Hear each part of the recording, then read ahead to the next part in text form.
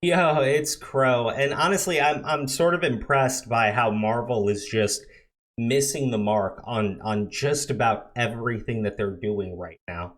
It's not even just Marvel, obviously. I think it's Disney as a whole.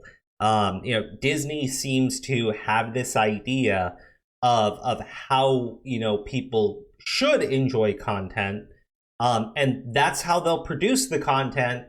And eventually, you'll just want that because that's all you're gonna get, right? And I saw this article from Bounty into Comics, and it's not the main thing for today. It's actually this one over here.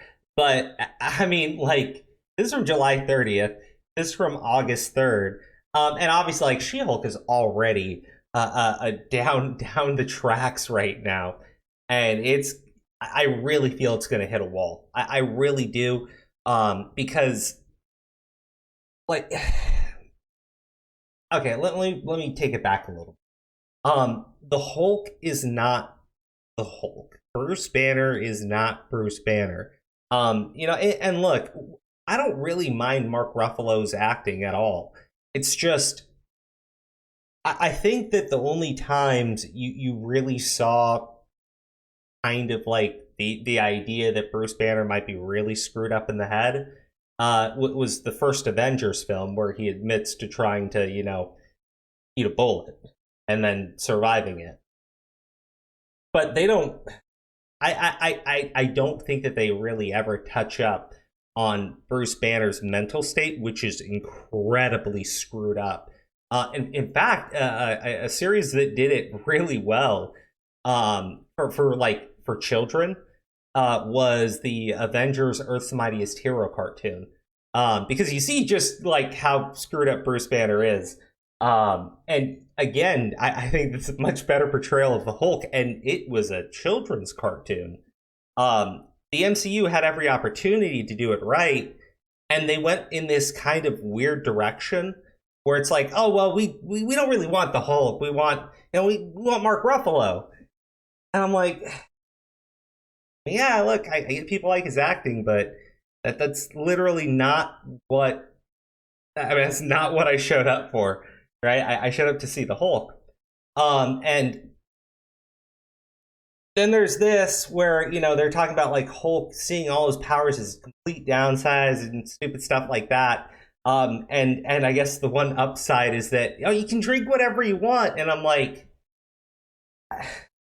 just it sounds like it sounds like a series made for middle-aged women. Sorry, I'm not trying to be a dick. I'm not trying to be an asshole, but like this seems like what you're gonna get with the She-Hulk series, and it's a shame because interesting character. There's stuff that you can actually pull from, and I think they are going to faceplant it, but Marvel loses hundreds of millions, Disney's most profitable studio, in a bit of a slump. And they go over the numbers in here, where you can see just like one, two, three, like the top seven. You have Endgame, you have Infinity War, and you have No Way Home in 2, 5, and 6. That's really good. That's really impressive, honestly. But I think they go over it over here. They're down 1.5 billion on average. Now that doesn't. I want to be clear. I don't think that means the studio is taking losses on their films, except for like on Eternals. I think Eternals maybe cost them money. I'm saying maybe because I think Eternals maybe still turned a profit for them.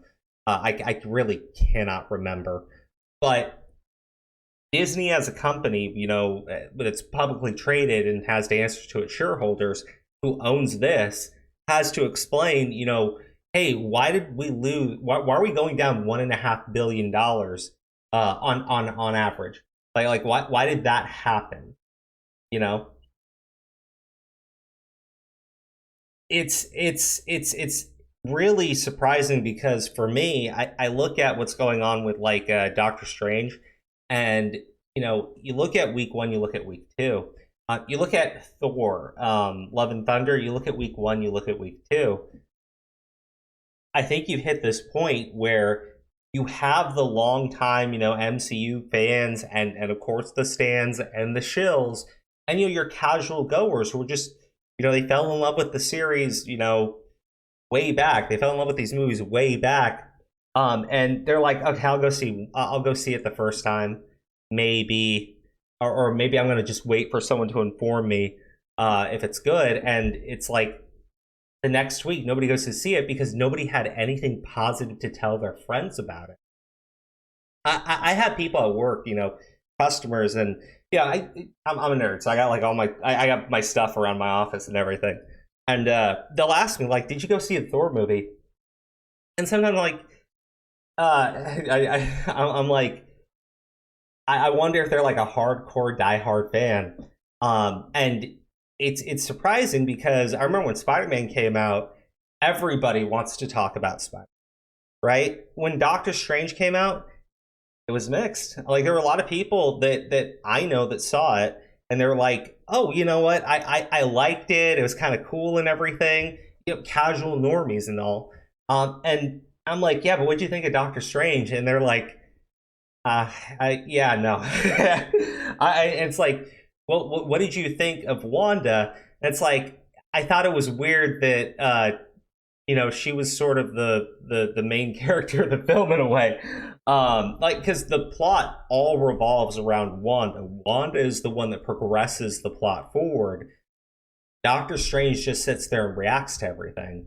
And again, for the movie to work, they also had to really dumb him down. I don't think that was necessarily about the MCU shit. I think it was just the only way for them to make their stories work, and the only way for them to keep up that casual, goofy comedy shit that they are really fucking heavily enforcing now, is you cannot have a competent lead. I take that back because you know when it's going to be a female superhero, they're gonna want her to be strong and confident because it's just the direction that they've gone in, right? But the male leads need to be dumb and stupid because it's funny. Like dumb guys are funny, right? Right? Oh man, it's really depressing. But you guys, let me know what you think. I get this was more of a rant and all, but yeah, I think maybe you might see some change only if the money starts to dissipate further.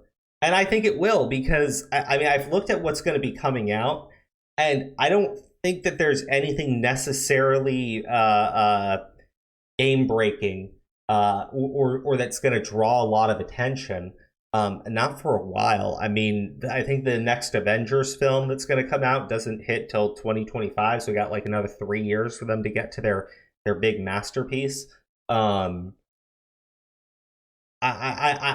know what is it, the Black Panther movie? I guess that one could be big again, like the first movie.